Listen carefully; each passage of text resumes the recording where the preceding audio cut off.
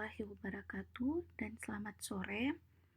Hari ini kita sudah memasuki pertemuan 4 pada mata kuliah Arsitektur dan Organisasi Komputer.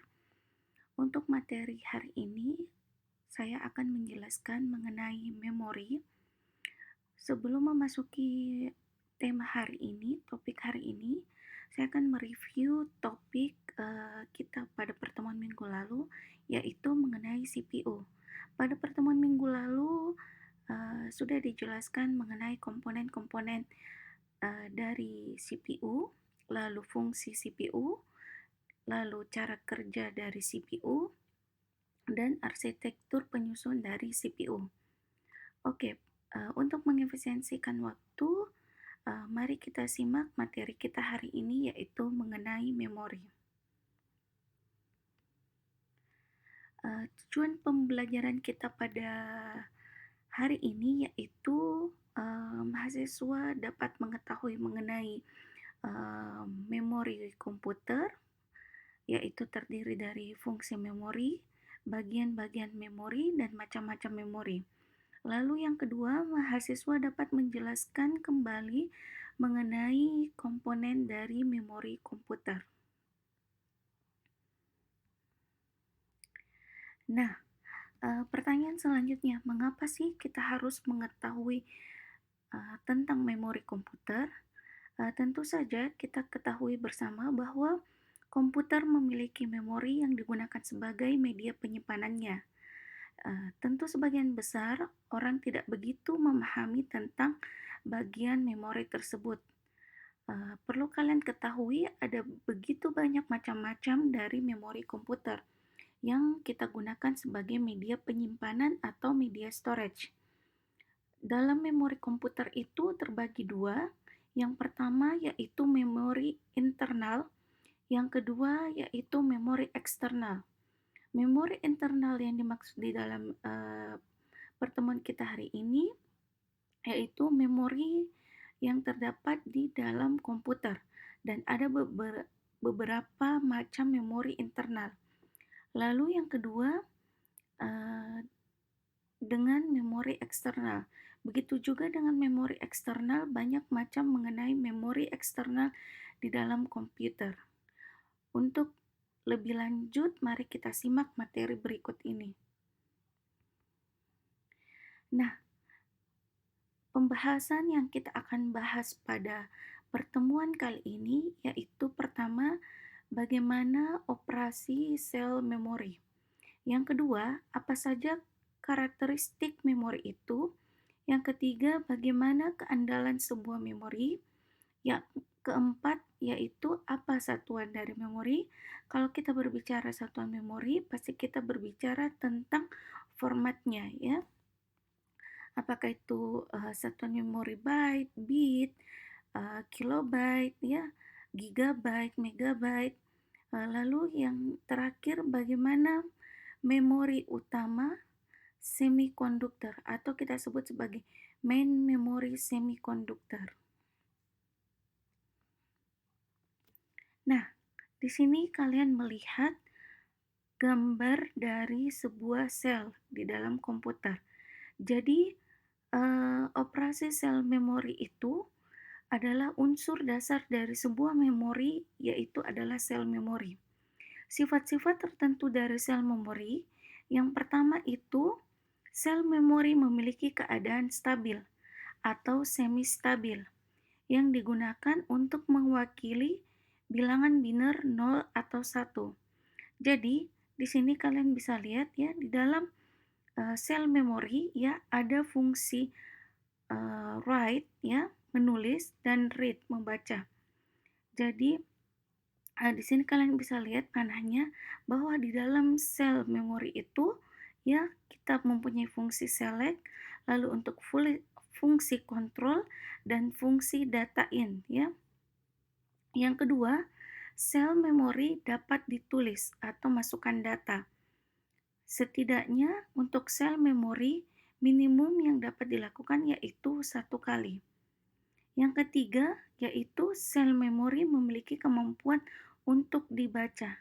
Jadi, kita dapat memahami dari bagian di sini bahwa sel memori itu dapat ditulis, write, dan sel memori itu dapat dibaca.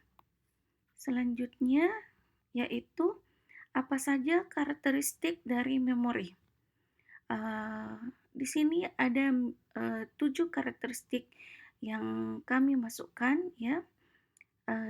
Minimum pembahasan 7 karakteristik sistem memori secara umum, kalian bisa lihat gambar di bawah ini.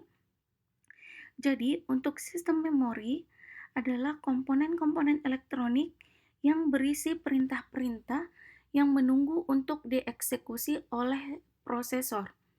Data yang diperlukan adalah sebuah instruksi atau perintah, lalu hasil dari data yang diproses yang menghasilkan sebuah informasi. Jadi, ada 7 macam karakteristik yang kami masukkan. Yang pertama itu karakteristiknya adalah lokasi penyimpanan.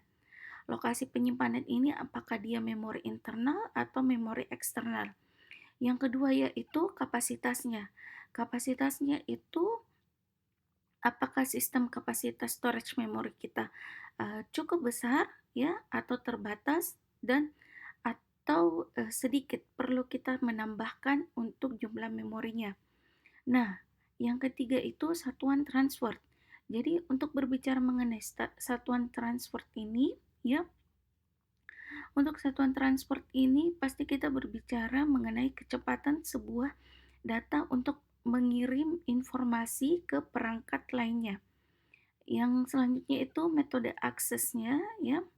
Jadi metode akses ini kita gunakan apakah secara internal, eksternal ya. Lalu bagaimana kinerjanya, tipe fisik dari sebuah memori, dan karakter fisik dari sebuah memori. Nah, untuk lokasi di sini kami akan menjelaskan 7 karakteristik dari sebuah memori. Jadi untuk lokasi itu, memori itu tersimpan di dalam CPU. Nah, di dalam CPU atau mikroprosesor, memori sudah berada dalam CPU atau mikroprosesor dan diperlukan untuk semua kegiatan CPU. Memori ini kita sebut sebagai register.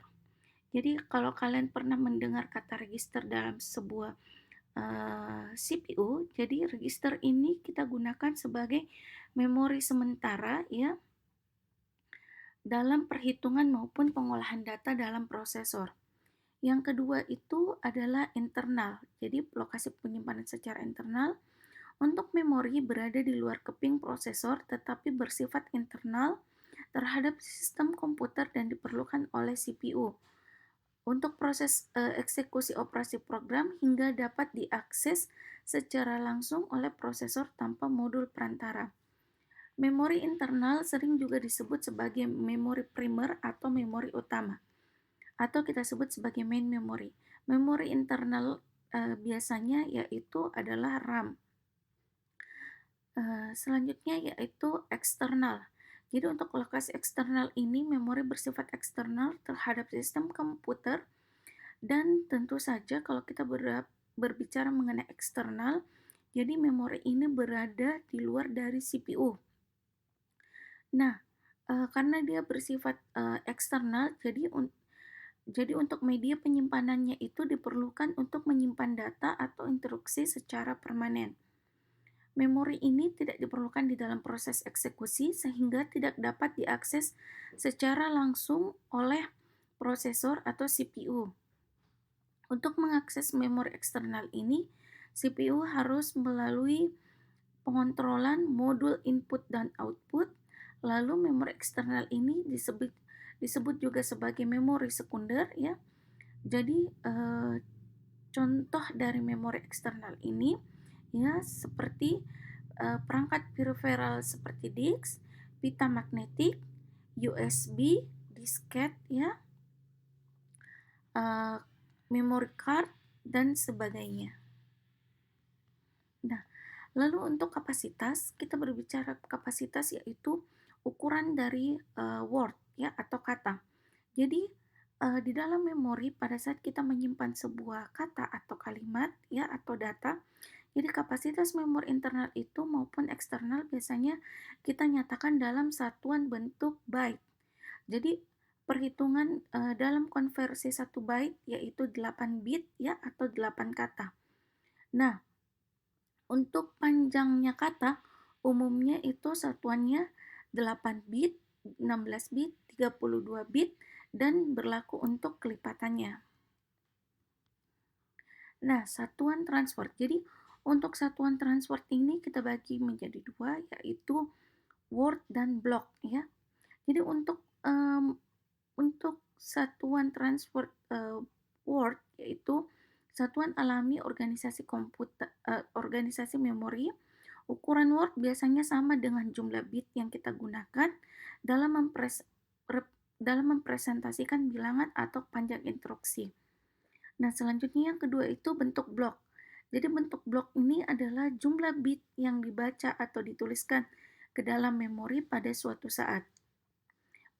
Contohnya pada memori eksternal, transport data biasanya lebih besar dari satuan word-nya. Nah, lalu untuk metode akses. Untuk metode akses ini ada dua cara yang kita gunakan, yaitu yang pertama secara sequential access atau akses secara berurutan. Jadi yang dimaksud dengan akses secara berurutan ini adalah memori diorganisasikan menjadi unit-unit data yang disebut record atau perekaman. Nah, aksesnya ini kita buat dalam bentuk urutan linear yang spesifik.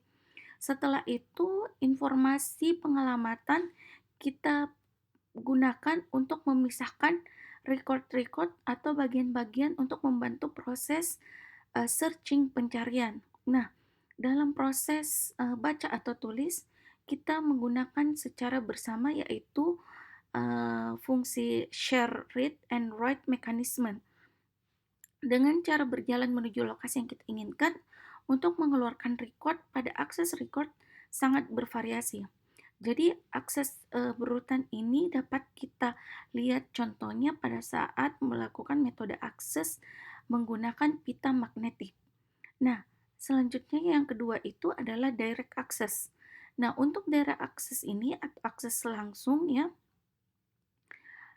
sama seperti halnya dengan sequential, cuman sequential itu kita lakukan secara berurutan, tapi untuk direct access ini kita menggunakan mekanisme baca tulis bersamaan.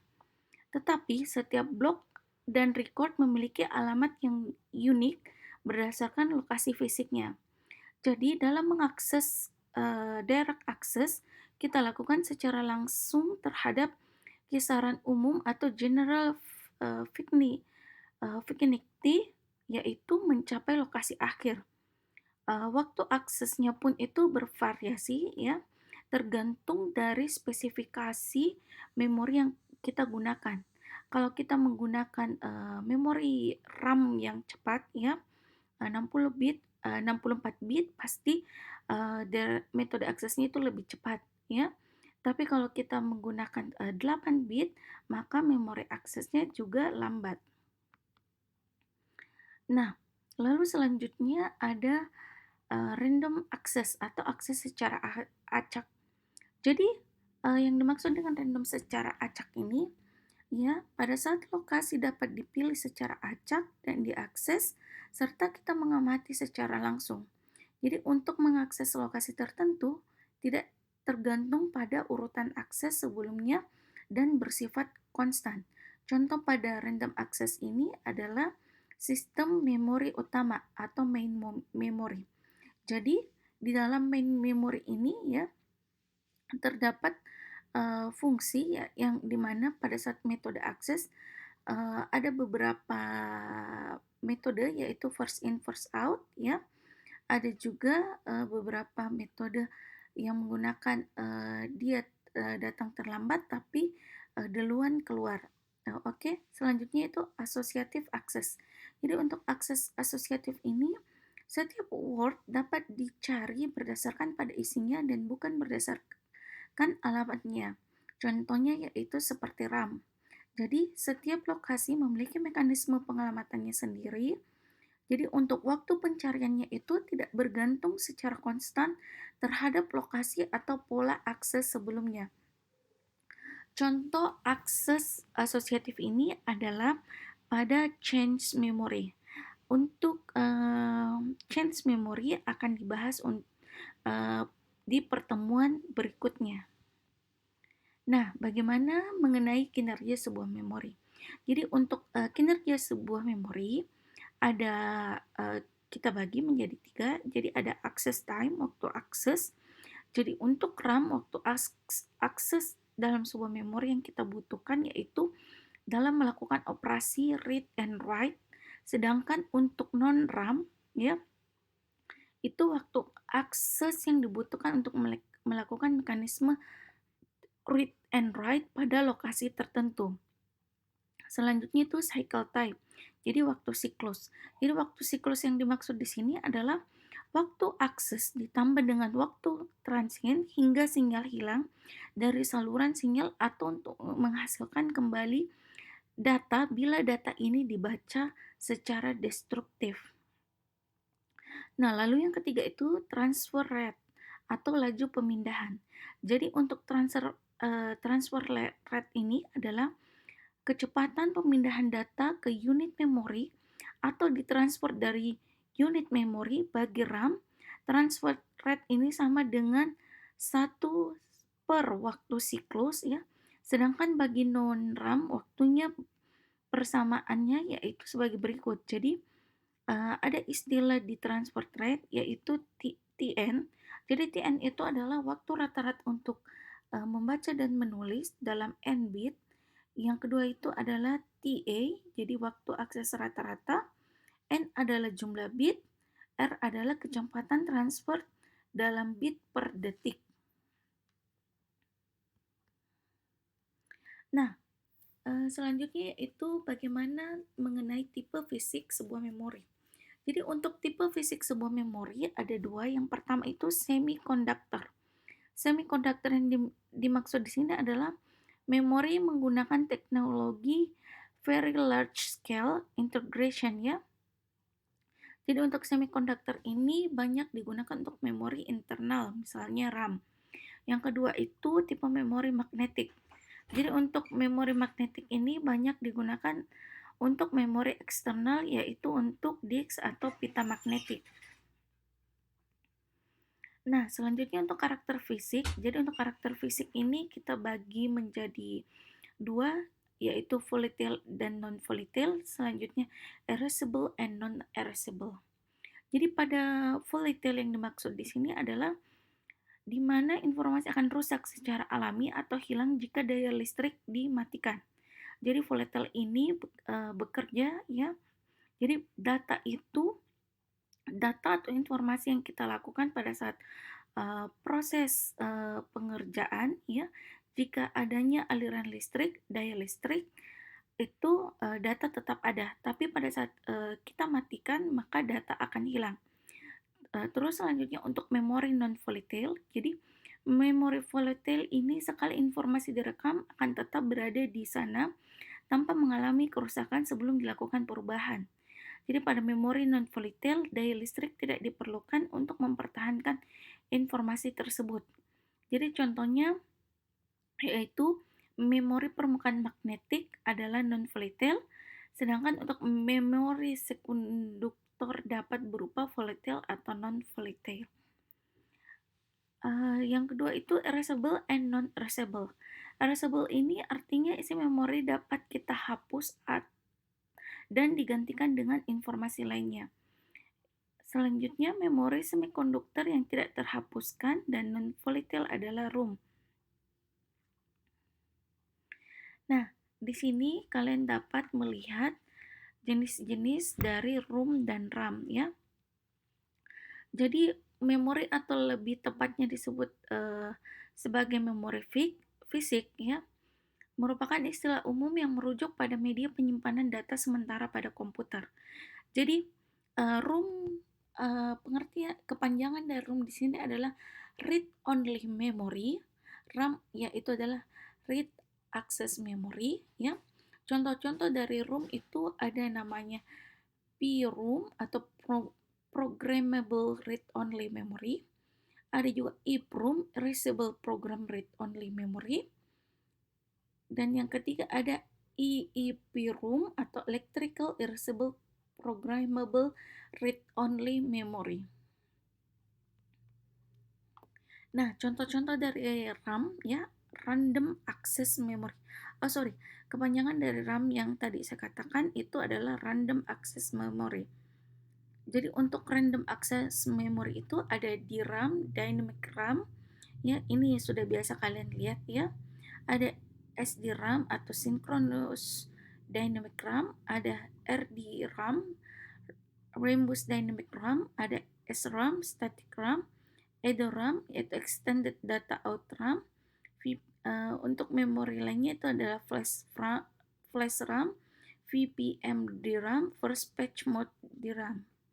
Jadi ini adalah contoh dari random access memory. Nah, selanjutnya keandalan dari sebuah memori.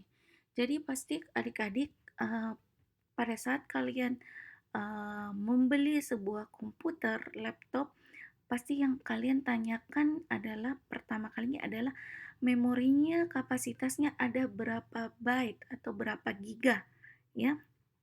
Jadi untuk memperoleh keandalan sebuah memori ada 3 pertanyaan yang biasanya kita ajukan ya, yaitu berapa banyak jumlah memorinya, lalu berapa cepat memorinya dapat berjalan, dan berapa mahal memori tersebut. Jadi pastinya kalau kalian menginginkan media penyimpanan yang besar, yang cepat, itu pasti harganya juga lebih mahal. Tapi kalau kalian menginginkan sebuah memori yang kelas menengah, misalnya oke lah memorinya standar, kecepatannya juga standar, harga juga terjangkau, ya. Nah, dalam merancang sebuah memori, ya, terdapat beberapa dilema yang dihadapi oleh pembuatnya. Jadi dalam dilema menghadapi sebuah perancangan, yaitu pertama, bagaimana kita menerapkan teknologi untuk kapasitas memori yang besar, karena untuk harga per bit yang murah, namun hal itu dibatasi oleh teknologi dalam memperoleh waktu akses yang cepat, ya. Nah, salah satu perorganisasian masalah ini adalah kita menggunakan hierarki memori, ya. Jadi di sini adik-adik dapat melihat ya hierarki memori ya, atau kita sebut dengan istilah piramida memori ya. Jadi di sini kita lihat ya syaratnya. Jadi semakin menurunnya hierarki maka hal berikut akan terpenuhi. Yang pertama, penurunan bit, peningkatan kapasitas, peningkatan waktu akses, penurunan frekuensi akses memori oleh CPU. Ya. Jadi kalian bisa lihat ya, untuk inboard memory adalah register, memori register itu adalah tadi kita sebut sebagai main memory atau memori utama, change memory, ya. Lalu di sini ada main memory, magnetic disk, CD-ROM, DVD-ROM, DVD-RW, ya. Lalu ada DVD-RAM, magnetic tape, lalu ada MOV-ROM, ya. Jadi untuk memori inboard ya atau internal memory yaitu ada register, cache dan main memory. Nah, untuk external memory atau kita sebut sebagai outboardnya itu media penyimpanan itu biasanya kita menggunakan USB ya, memori magnetic disk, CD-ROM, DVD-ROM, DVD-RW, RR ya. Jadi untuk media penyimpanan itu ada yang bersifat offline ya, ada juga yang bersifat online. Jadi mungkin kalau kita berbicara mengenai media penyimpanan secara online, yaitu kita berbicara tentang cloud. Tentunya di arsitektur dan organisasi komputer kita tidak menyinggung masalah cloud karena yang berhubungan dengan media penyimpanan dalam komputer itu adalah bersifat offline ya atau physical storage ya. Nah, di sini dapat kita melihat hubungan dari hierarki memori ini bahwa semakin kecil waktu akses maka semakin besar harga per bitnya. Tapi semakin besar kapasitasnya semakin kecil harga per bitnya. Lalu yang ketiga, semakin besar kapasitasnya semakin besar waktu aksesnya ya. Jadi di sini ada hubungan mengenai harga, kapasitas, dan waktu akses. Ya, kalian bisa lihat. Nah, di sini ada tabel ya mengenai jenis-jenis memori, lalu teknologinya, ukurannya, dan waktu aksesnya. Jadi untuk change memory itu dia merupakan semiconductor RAM, ukurannya itu 128 sampai 512 kilobyte. Waktu aksesnya itu dia 10 nano per second. Nah, untuk memori utama itu ada semiconductor RAM, teknologinya dia 4 sampai 128 megabyte ya, 50 nano per second. Nah, di sini kita bisa lihat disk magnetic, teknologinya itu adalah hard disk ya. Jadi untuk hard disk ini dia sampai gigabyte ya, ada sampai 1 tera, 1 giga, yang paling besar itu adalah 1 tera ya. Mungkin ada lebih di atasnya lagi. Semakin besar ukuran kapasitas memorinya, maka semakin mahal juga harga harddisknya. Jadi untuk kecepatan aksesnya itu dia 10 menit per second atau 10 megabyte per second.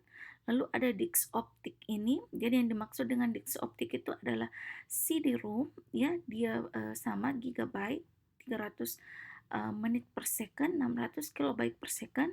Lalu ada pita magnetik yaitu tape, dia 100 megabyte ya. Waktu aksesnya itu 10 megabit per menit. Nah, di sini kalian bisa melihat satuan dari memori ya. Jadi satuan pokok dari memori itu adalah digit binar yang sebelumnya kita sudah pelajari ya di pengantar sistem informasi. Jadi untuk satuan pokok memori itu ada namanya digit binar yang dimana disebut dengan satuan bit. Jadi satuan bit itu dapat berisi sebuah angka yaitu 0 atau 1.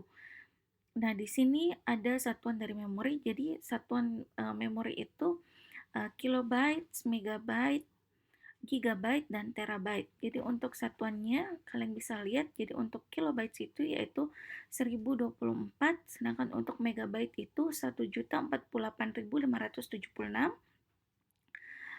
Lalu selanjutnya untuk gigabyte dan terabyte ya. Nah, di sini kalian bisa lihat ya memori utama semikonduktor ya. Jadi pada komputer lama bentuk umum random access memory atau RAM itu untuk memori utama adalah sebuah piringan ferromagnetik berlubang yang dikenal sebagai core. Makanya kita biasa dengar komputer istilah Core i5, Intel Core Duo ya, istilah yang tetap dipertahankan hingga saat ini. Jadi di sini kalian bisa lihat jenis memori. Ada RAM, jadi dia kategorinya untuk read to write saja. Penghapusannya itu kalau kita ingin menghapus data dalam sebuah RAM itu kita gunakan secara elektrik pada tingkat beta. Penulisannya secara elektrik dan dia volatile. Volatile artinya data tetap tersimpan selama adanya daya listrik. Nah, room dan pirum dia hanya read saja. Ini tidak dapat dihapus, tidak bisa, dan ini secara elektrik, dan ini non-volatile. Non-volatile artinya di sini data tetap tersimpan walaupun tidak adanya daya listrik. Lalu ada EEPROM, flash memory, dan EEPROM ya kebanyakan untuk membaca saja read access memory. Jadi untuk penghapusan data yang dapat kita lakukan untuk jenis memori EEPROM, flash memory, dan EEPROM yaitu menggunakan sinar UV secara elektrik tingkat blok dan secara elektrik tingkat beta. Nah, di sini kalian bisa lihat ya struktur dari EEPROM ya. Ada 8 bit EEPROM ya. Jadi dia addressingnya ada A11, A16, A15, A12, A17, dan di sini ada untuk pinnya di dalam EEPROM ini ada 32 pin ya. Dia itu 8 megabit dan untuk di RAM itu ada 16 megabit ya. Nah, di sini kalian lihat biasanya kalau kalian ingin menambahkan kecepatan sebuah komputer, maka yang kalian tambahkan adalah RAM-nya. Nah, di sini mungkin kalau kalian pergi ke toko komputer, nanti kalian bisa lihat berapa RAM yang kalian ingin tambahkan, ya. Jadi untuk alamat Word yang sedang kita akses, jadi untuk 1 M Word diperlukan sejumlah 20 buah. Jadi 220 itu sama dengan 1 M. Data yang dapat dibaca itu terdiri dari 8 saluran, ya. Jadi di sini kalian bisa lihat mulai D0 sampai D7. Jadi untuk D0 sampai D7 itu adalah data yang akan di-read. Lalu ada catu daya keping atau FCC, ya. Catu daya keping yaitu FCC. Di sini kalian bisa lihat FCC. Ada pin ground atau FSS, ya, ground. Ada pin chip enable CE, ya.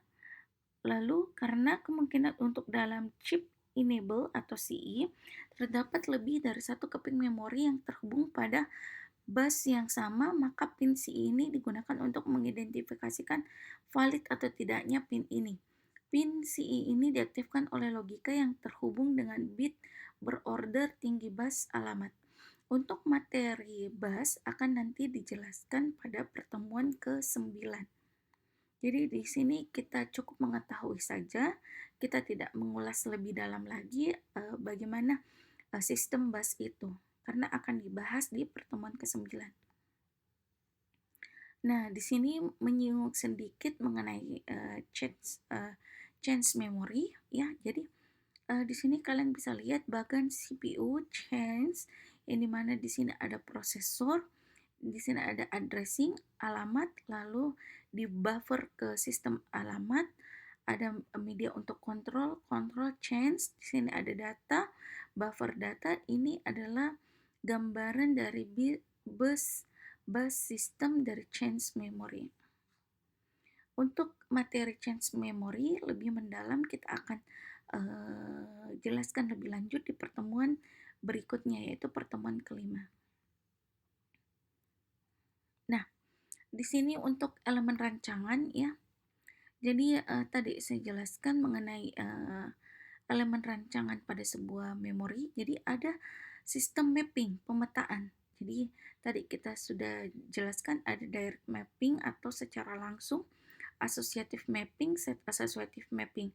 Nah, untuk algoritma pengganti, ya, tadi saya jelaskan, jadi urutannya itu ada least recently used, jadi yang terakhir digunakan, first in first out, FIFO, least frequently used, LFU, ada, dan yang terakhir ada random. Nah, untuk penulisannya itu ada write through, write back, dan write once, ya. Nah, untuk jumlah change-nya ini terdapat 1 atau 2 tingkatan, dan yang kedua itu dia terpadu atau terpisah. Nah, dalam sebuah kapasitas change memory, kita menyinggung sedikit ya, Dek, untuk pengertian dari change memory. Jadi, dalam menentukan ukuran memory change sangatlah penting dalam mendongkrak kinerja komputer. Karena dari segi harga change sangatlah mahal, tidak seperti main memory atau memori utama. Semakin besar kapasitas change memory yang kita punya, maka berarti semakin cepat prosesnya. Jadi dengan ukuran besar akan terlalu banyak gerbang, ya. Gerbang di sini kita sebut dengan sistem bus, ya. Sehingga untuk sistem bus gerbang pengelamatannya ini atau sistem busnya ini akan memperlambat prosesnya, ya. Nah, selanjutnya dalam ukuran blok. Jadi apabila ukuran blok kita berukuran yang besar, kita mentransfernya ke dalam change akan menyebabkan hit ratio-nya itu mengalami penurunan karena banyaknya data yang dikirim, ya. Jadi jumlah banyak yang dikirim itu sekitar referensi, tetapi apabila terlalu kecil kemungkinan memori yang akan dibutuhkan CPU tidak tercakup. Jadi pada saat kita membayangkan, ya, untuk change memory ini bayangkanlah ada beberapa blok, ya, misalnya blok 1 sampai blok 5. Nah, pada saat kita melakukan transfer data, itu pada saat blok 1 sudah terisi, maka dia pindah ke blok 2. Pada saat blok kedua sudah terisi, dia pindah ke blok 3. Jadi setelah selesai nanti pengerjaan di dalam blok-blok ini, maka proses tersebut dapat dilanjutkan ke tahap berikutnya. Tapi pada saat proses pengiriman datanya belum selesai, maka proses di blok ini belum terjadi. Nah, ini bisa terjadi pada change memory ya. Jadi untuk blok itu atau addressing tidak selamanya pada saat dia masuk ke addressing pertama, dia pertama selesai. Tapi hal ini dipengaruhi oleh besarnya data yang dikerjakan. Jadi kalau misalnya di blok pertama datanya itu sebanyak 1 gigabyte, sedangkan di blok kedua itu sebanyak 1 megabyte, pasti yang lebih cepat selesai ya itu adalah di blok kedua 1 megabyte. Karena semakin besar data yang kita transfer, maka memerlukan waktu yang lama dalam prosesnya. Tapi semakin kecil data yang kita transfer, maka semakin cepat proses pentransferan data tersebut. Nah, lalu dalam change memory itu, change internal itu kita letakkan dalam prosesor sehingga tidak memerlukan bus eksternal. Jadi sehingga waktu aksesnya itu akan sangat cepat. Ditambah lagi dengan panjang lintasan internal, bus prosesor sangatlah pendek untuk mengakses change internal. Change, change internal selanjutnya disebut change tingkat atau L1.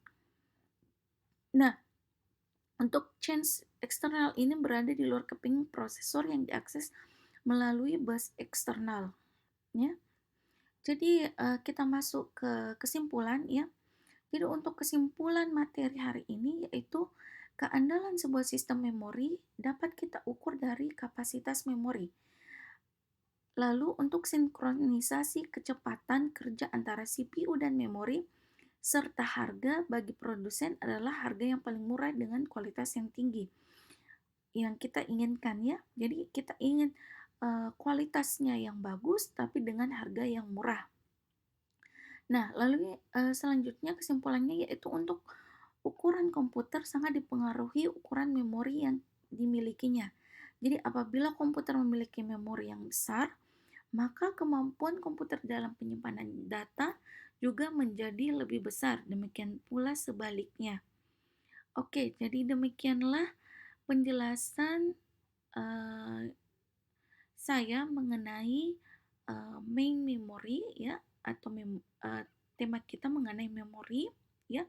Jadi untuk pertemuan 4 ini kita sudah menjelaskan mengenai macam-macam memori, cara kerja memori ya, terus karakteristik dari sebuah memori ya. Kami harapkan dari materi yang telah kami paparkan adik-adik dapat memahami ya pengertian dari memori dan karakteristik memori, macam-macam memori. Lalu selanjutnya kami harapkan adik-adik dapat menjelaskan kembali mengenai materi tentang memori kali ini. Demikianlah penjelasan mengenai memori yang telah kami paparkan. Atas perhatiannya kami ucapkan terima kasih. Assalamualaikum warahmatullahi wabarakatuh.